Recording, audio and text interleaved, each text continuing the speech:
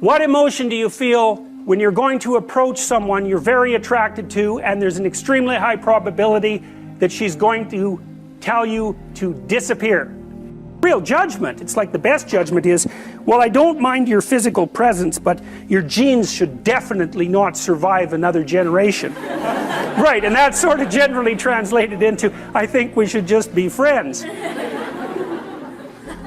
Right, you know, and you can blow that off, and people do, and you have to, because it's part of being polite and civilized, but, you know, let's make no mistake about it. There is no more fundamental judgment than that. Paralysis. And there's no shortage of men, I mean, who are absolutely terrified of women. I mean, I've had many of them in my practice, you know. I had one guy, he was so terrified of women he couldn't even talk to them on the phone. It's more common than you think. So, but it's generally manifested by men who no one cares about, so it's generally irrelevant. So, well, it's the case. It really is the case. I'm not kidding. They're low status men. You know, they're people that are generally regarded as losers, and there isn't anybody who really gives a damn about what happens to them one way or another. And there's a lot more men in that category than there are women. Women are in all sorts of, you know, social categories that cause them misery and distress, but that one seems to be predominantly male. One of the things I'm going to do when we talk about Freud is I'm going to show you this movie Crumb, which I just told you about, and it's a very rare thing because it shows you the world from the perspective of very intelligent male losers, and that's just not a perspective you ever see, because it's the winners that tell the stories about their life. It's like, who the hell cares about the life of a loser? But this movie is about a loser who became a winner, and, you know, almost as an act of revenge. And it's great, great examination of the Oedipal complex. Remarkable. Women select men. That makes them nature, because nature is what selects. And so, you know, you can say, well, it's only symbolic that women are nature. It's like, no, it's not just symbolic. It's not just symbolic. You know, and the woman in some sense is the gatekeeper to not in some sense, is the gatekeeper to reproductive success. And you can't get more like nature than that. In fact, it's the very definition of nature.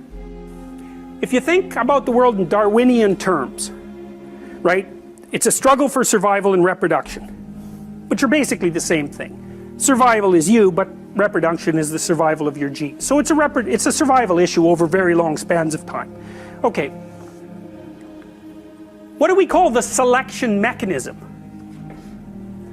Right, natural selection, right? It's nature who does the selection. Okay, so let me tell you something that makes female humans different than female chimps. I mean, there's lots of things that do, but so, but here's an important one. If you look at which male in a chimp troop fathers most of the offspring, it's the dominant male. But the reason for that isn't because the female chimps sort of flock around the dominant male. Now that happens in other species, but it doesn't happen with chimps. What happens is the dominant male chases all the subordinate males away and will interfere with any sexual behavior they manifest. It'll chase them away. The females, though, are perfectly happy to mate with a subordinate male if they're in heat and they get the opportunity. So they go into heat, which is something that doesn't happen with female humans, and they really don't care who they mate with. Okay. Female humans are much different than that. They're picky.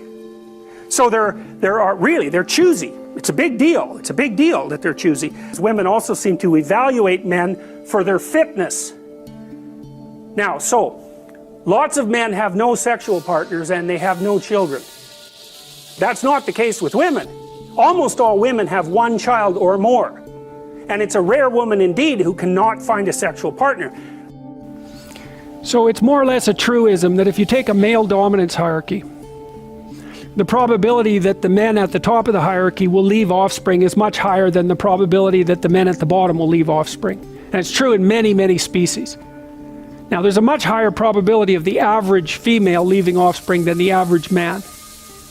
So now then imagine that there's characteristics that push a man up a dominance hierarchy. Okay, and then imagine that there are characteristics that push a man up a set of dominance hierarchies. So that each dominance hierarchy has something in common with all of the others. It's sort of like the idea of a good player of a game being a good sport across games. So then imagine that the idea of the successful male starts to become encapsulated in biology, because the species is going to, the male part of the species at least, is going to be adapting to the selection pressures placed on the male by the male dominance hierarchy. So what happens is you have a competition between men. The men that win the competition find partners and mate.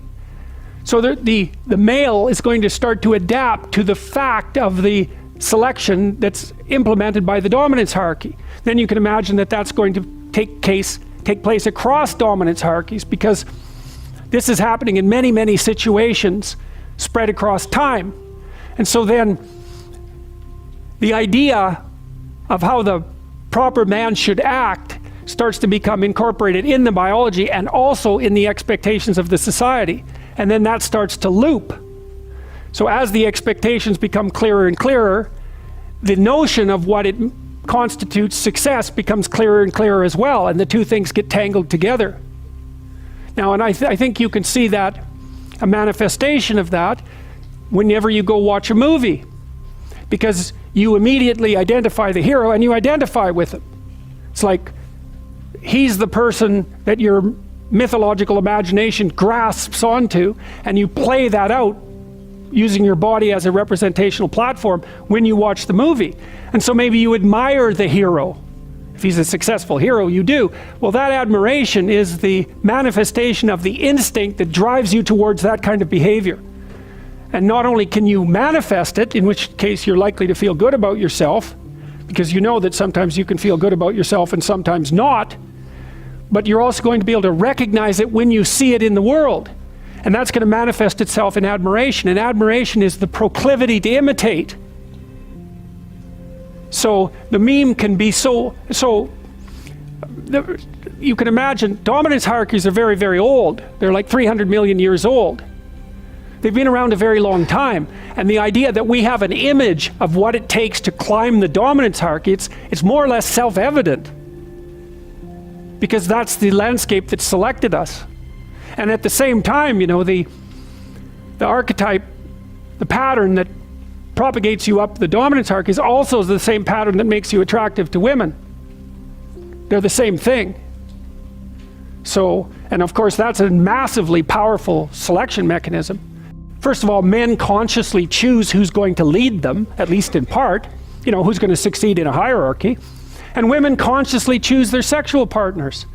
So the idea that the selection process, that the evolutionary process is random, it's an absurd proposition. Sexual selection makes it non-random.